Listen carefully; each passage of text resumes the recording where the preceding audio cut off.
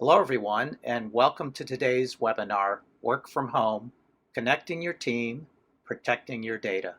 My name is Richard Tews, and I'm the Director of Information Management at Victor Davis, North America. Well, before we get started, I'd like to go over a few things so you know how to participate in today's event. We've taken a screenshot of an example of the attendee interface. You should see something that looks like this on your computer desktop in the upper right corner. You're listening in on your computer's speaker system by default. If you'd prefer to join us over the phone, just select telephone in the audio pane and the dial-in information will be displayed. You'll have the opportunity to submit text questions to today's presenter by typing your questions in the questions pane of the control panel. You may send your questions at any time during the presentation. We'll collect these and address them during the Q&A session at the end of today's presentation. A lot has changed since the recent pandemic. One thing that changed is a lot of companies have sent workers home, and not because they wanted to, but because they were forced to. What has not changed is our responsibility to our organization, our responsibility to the data inside of that organization. We still need to protect the data. That means we need to be compliant with the regulations that are out there that affect our business and stay inside the line, so to speak. The regulatory agencies have not gone on vacation. They are on full alert, and they're looking for the bad actors that are inevitably out there, looking for the people who are intentionally doing things and the people who are unintentionally doing things. There are breaches every day. On the bad actor side of things, there's a combination of hacking and ransomware and even insider trading that's going on right now due to the extreme fluctuation and volatility that's going on in the stock market. Trust in data needs to be high when teams can't work as close together. You need to believe that the numbers are correct, and you need to believe that the information that you're looking at is giving you the correct information to make the decisions that you need to run your business effectively. When we're connecting teams, that means that we need to be resilient to the threats that are out there, the threats that are increasing every day, and have a means and a mechanism for recovering from those threats when they affect our organization, and I did say when. Flexibility and scalability are key words because that means, it implies that we need to expand and contract remote workers and the capabilities that they have. How are we going to do that? How are we going to work on that connectivity of our teams, connecting them? My role is information management. I'm very concerned with the full life cycle of data, from everything from policy to managing the data itself and making the data available and the information available for the extreme things like analytics and reporting in the organization. Those are not easy tasks, especially in a remote environment. Now, securely accessing data within policy guidelines to make work from home feel better than work from the office. At Victor Davis, we've been managing work from home capabilities for many years in many enterprise organizations. We primarily are data engineers working in the area of data management and governance. And what I thought we try to do today is share our work from home by design approach with you. A lot of organizations are, they're in work for home because we got to get it done right now approach to doing it.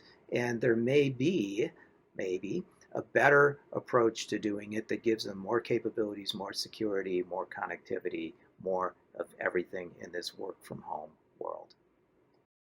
So then I was thinking about it and thought it'd be really cool if I could get Dave Wilkinson to come and share with you some of his stories and talk about the best practices that he's evolved over the years for our clients, the things that we're doing in those clients to help them achieve what you're looking for today.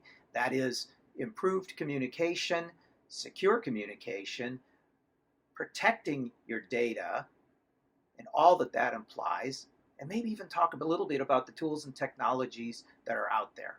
Here's Dave. Thank you, Rich, for the nice introduction. I appreciate it. Welcome, everyone. We're going to talk briefly about remote working and our approach to secure and scalable workforce. I'm Dave Wilkinson, and I've been a data and systems architect for more years than I care to remember, working from home and remotely for 10 plus of those years, and also running global remote teams for a number of organizations, both our own Victor Davis as well as other organizations around the world. I'm not going to be talking about the psychological or the time management aspects of working from home. There's lots of people doing that. What I'm really going to be talking about is the connecting the team and protecting the data for the organization, particularly around sensitive data and making sure the team is properly served by the environment that they're working in, making sure that they're productive and able to operate effectively. I'm talking about security issues. We won't be going into that much detail here, but I think we can have some subsequent conversations as necessary. Access to sensitive data is a key issue, right? We hear about hacking, we hear about various aspects, as Rich mentioned, phishing is way up and various other malware. So how do we protect against that, and how do we ensure that the systems and the operations that we're using are resilient to that kind of threat, as well as accidental loss of control of sensitive data? We see this exacerbated by the work from home sort of lifestyle or work style, because people take their laptops with them more readily. We don't lock doors behind ourselves so much.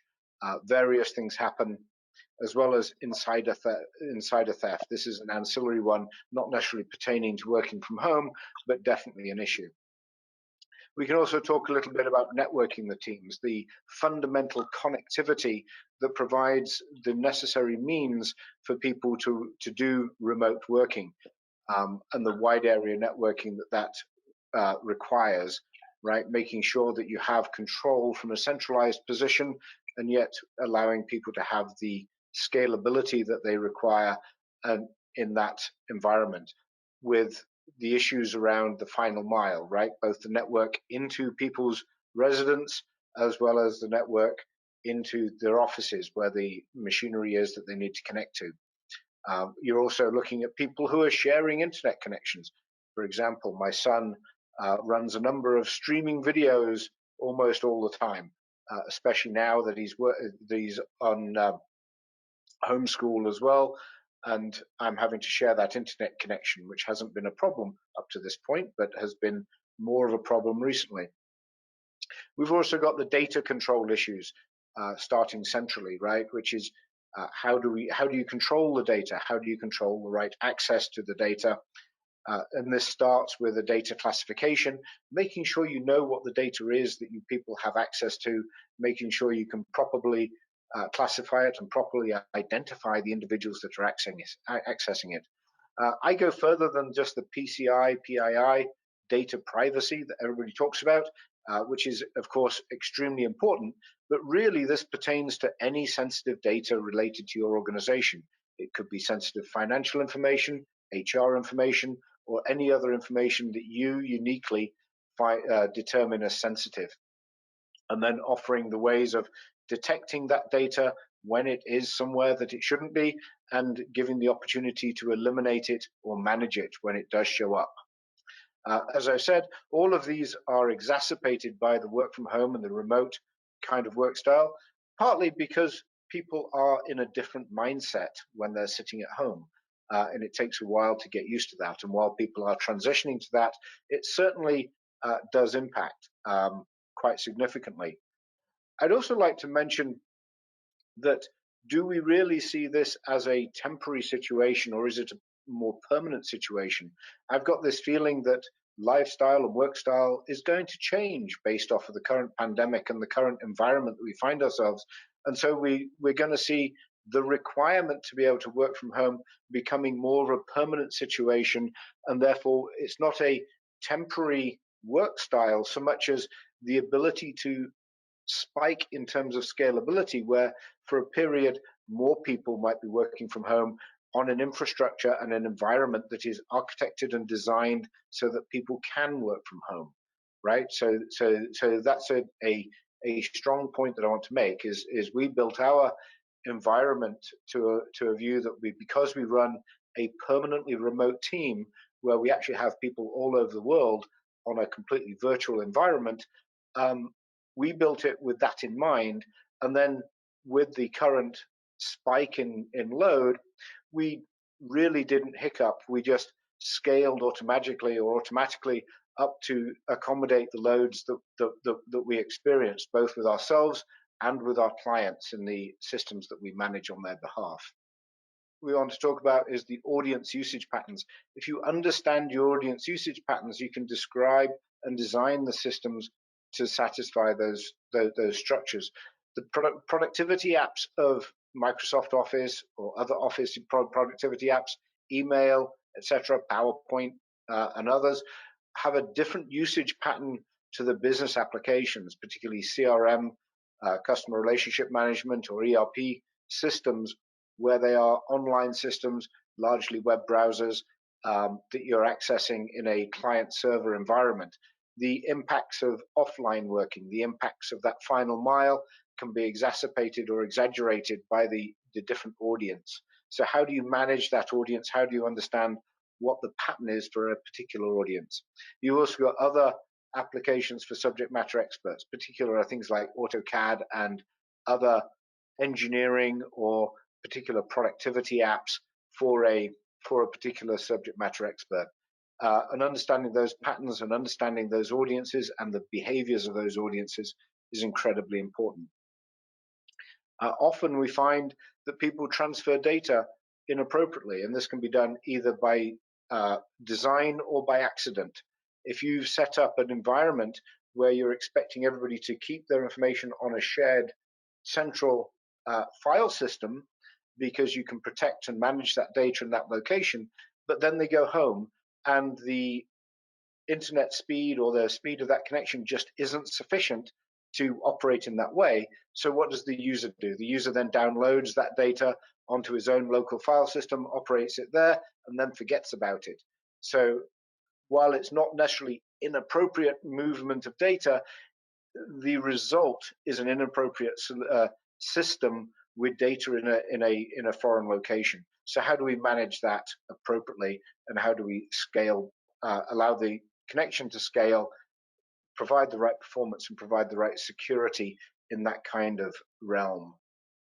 So we look at it from a architect first. How do we design and architect a solution that allows for this?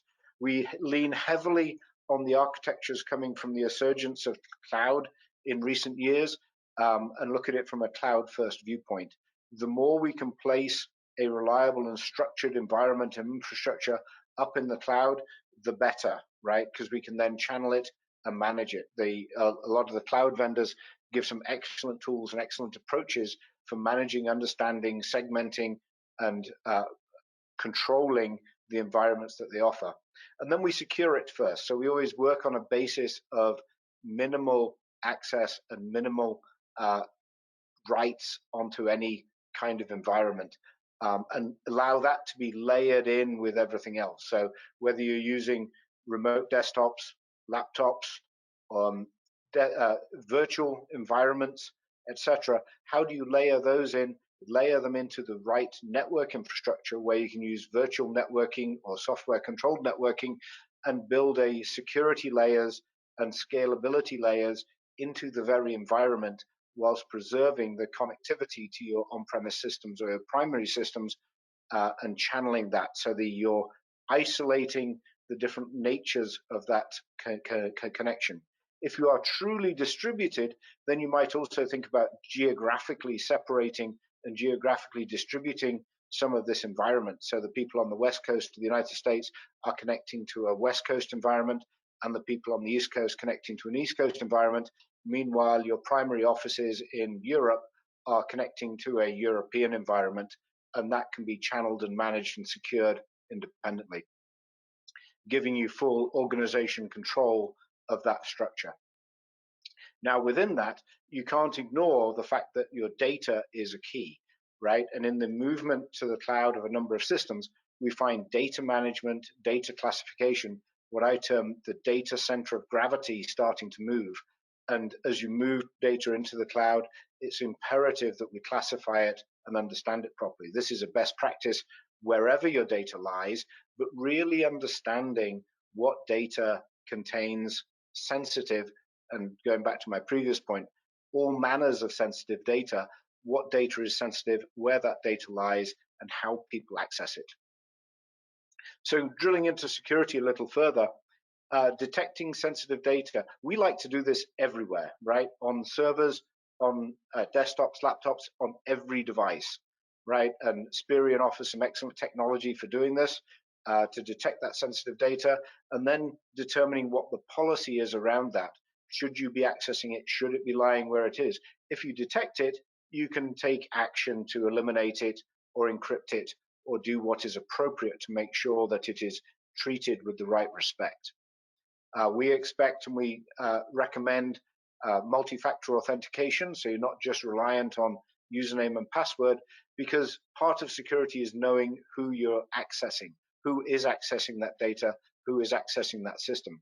This should always be integrated with a registry system, with a directory system, sorry, that is across your whole organization. So you're really dealing with a known user base. And then audit that traffic. Make sure you know who is connected, when they're connected, when should they be connected, etc. And don't be shy about shutting it down when people shouldn't be there. Drop connections, drop things from the server from an administrator's point of view. Make sure that it will also save you money, right? But making sure you shut it down when it's not used and audit that traffic. Use antiviral software everywhere, right? You may believe that a virus can't access your internal systems. It can happen. You never know what people are going to do, what is going to happen, how people are going to behave. And keep controlled images. So especially on servers and in your data centers, having images that are controlled and locked down and restricted and keep them current. This is one of the easiest ways we found of eliminating viruses and other things on systems, is the ability to destroy the system and recreate it in a fraction of a second. So separate the system and the application system from the data in your environment, so that should the system get corrupted, the data is not corrupted and the system can be recreated very quickly. Networking the team involves, of course, it involves secure tunnels and the ability to use a VPN, virtual private network, which gives you essentially a private tunnel from over the open internet back into a controlled environment. That is key. There are other techniques that we can talk about around having semi-open environments and that sort of thing. And auditing these connections, making sure we know how they're doing and what they're doing. And this allows for scalability and for susceptibility across the final mile and other areas, right? If we're operating in the cloud, we can put on-demand structures and on-demand scalability within that to move that forward. From a technology point of view, as Rich said right at the beginning, we're introducing a couple of technologies. From a managed VPN piece, we like the Aviatrix solution because this gives you a scale and a controllability and a manageability that we find extremely strong and extremely powerful. And it integrates seamlessly with your on-premise environments as well as your cloud environments. So it gives you a great area to centralize and channel connectivity through concentrators and build in security. We find from a data detection and classification point of view, the Spirion solution works extremely well on both the desktops and on the servers to allow for managed desktops and even remote desktops. When we're talking about desktops, you might want to consider giving people remote access to a virtual desktop in a cloud environment, a virtual workspace, if you like. I know most of the cloud vendors offer those, or you can build them yourselves. They're relatively straightforward to build, and we can absolutely build them, have built them a number of times for clients in the past, and then use those as the primary workstations versus allowing data to ever actually move out of the sphere of control of the enterprise. That can then be built and channeled through private cloud network areas or VPCs, and then, as I said, rebuild environments using infrastructure as code. This gives us the benefits of dynamic scale and on-demand resources, improved auditability of the service, regional connectivity, user-based security, strong directory-based authentication, and then policy-based control of traffic, such that an individual's traffic is routed appropriately. I'm now going to just show briefly some architectures that we use. These are relatively simplistic. One is just channeling straight through a cloud environment as a VPN, using the cloud as a concentrator and a connection point, and concentrating that down into the environment. You've then got the ability to use virtual workstations, and then a combination of the above, which is the final one, which is also starting to look at placing some of the data sources themselves and some of the critical data into the cloud itself, which can be secured just as securely as on-premise, and can give you the ability to run an environment that is very scalable, very secure, and very attuned to remote working. What we like to do is run multiple of these techniques and architectures layered in together to give you an environment that is well architected for the organization and for the users and for the audiences that you are serving. With that, I'm going to hand it back to Rich, and thank you very much for listening. Our first question is from Colleen, and Colleen asks, is there anything in particular that I should be thinking about? Our organization is under HIPAA guidelines, and we've sent a lot of workers home. So, Colleen, it's kind of a complicated answer maybe, but there are a lot of steps that you should be taking or should have taken when you sent people home. One of those is to make sure that you encrypt the home wireless router traffic at every endpoint, at every worker from home. You need to change passwords for those routers, and you need to do things like encrypt and password protect the devices, the PCs, the laptops, whatever is being used remotely. They should really be, any of those devices should really be configured before they're accessing the network at all. And what I mean by that is that you should make sure that they're encrypted and that they have password and firewall and antivirus protection. And you definitely should encrypt all your PHI before it's transmitted in any way. Finally, I think that you should require employee use of a VPN when the employees are remotely accessing the company internet anytime. We have several more questions here, but unfortunately we don't have time to answer all the questions today. But what I will do is I will be sure to reach out to each of you who've asked a question and get back to you personally and respond to that question. Again, apologize for running out of time here. The other thing I want to mention is you can continue to ask questions if anything else comes up or comes to mind. Just put it in the questions panel and we'll get back to you soon. Thanks. Earlier, I promised you a couple of downloads, and we're going to deliver. So as you work from home, connecting your team and protecting your data, I wanted to address both of those. Connecting your team, we have a product from Aviatrix that is a VPN technology that may help you with some of the challenges that you might be facing there. And secondly, is a data discovery agent for PCs to help you find things like PII that have mysteriously transferred from the company down to local PCs. You don't want that to happen, right? So both of those will be available to you. I'll have the download links here for you. And as a matter of fact, I think what I'll do is send them to you in an email following this so that you can get them quickly, put them into place, and take advantage of what they have to offer for you immediately. As a quick summary, we talked about compliance, trust, resilience to threat, flexibility to achieve a work from home by design approach. All of our work is driven by the need to achieve some defined value. I can help you develop the projects to meet strategic objectives, immediate and long term. Some immediate goals may be foundational, infrastructure, or analytics. We have a strong data engineering and data science team to tackle those challenges, to take back productivity and right the ship. What do you need to do first to kickstart your company's economy? Are the issues marketing, sales, operations? The support for your decisions is in your data. We can help.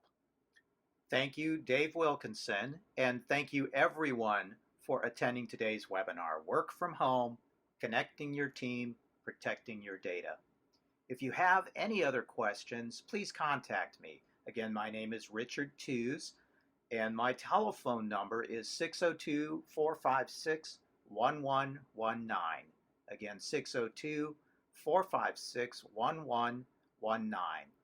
Once you leave today's webinar, you'll receive a survey on the presentation, and we would appreciate it if you would complete that and provide your feedback. You'll also receive a follow-up email within 24 to 48 hours with a link to view a recording of today's webinar. On behalf of Victor Davis and our presenters, thank you for joining us today, and have a great rest of your day.